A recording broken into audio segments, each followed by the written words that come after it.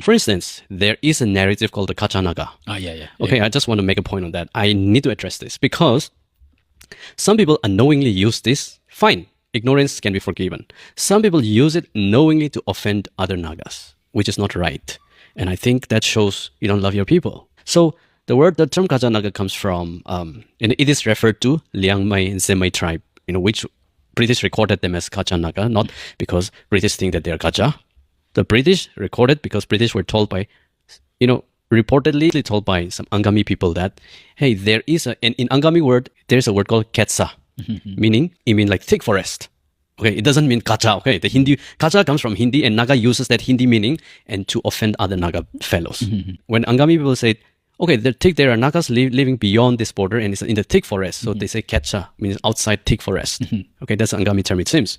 So the British people recorded and documented that and start calling Zemai and Lengmai, who lived beyond this mountain. Okay, just in Sanabadi down here. So I think people should be able to understand that this term is never meant to refer the meaning of Hindi word kacha. It means ketsa. So even if you look at the government record in Manipur these days, you'll find that this term is referred to the Liangmai and mostly the Zemai group. Not because they are kacha, but that is how the British had documented in the beginning. Now they are recognized as Liangmai and Zemai. After people started getting education, they grew up and read the document and they use it against some other Nagas that they don't like. And that is intellectual dishonesty, honestly. Everyone accusing and trying to pull the legs of other Nagas by calling them kacha naga, that should be stopped immediately. But if you're doing that ignorantly, without knowing anything about the story, then it's fine. You're fine. You're forgiven.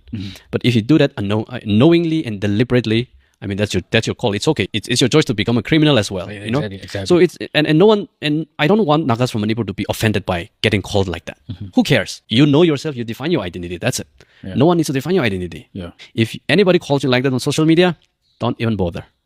It has nothing to do with you. It's not your problem. It's the problem of the person who calls you like that, because they don't know the history and they don't know the meaning of that, how the term kacha naga was used by the British.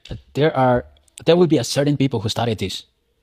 No, it was recorded in the government, not because, and the government did not mean anything. Yeah, calling some of us a kacha naga. Yeah. So there must be someone else who started calling these things in a bad way. Some vicious people might have picked that up and use against people that don't like. That's it. And I don't think it's a normal people, not just average people. It could be someone else who. It could be well-educated people Yes. who wants to destroy the unity of Naga people as well.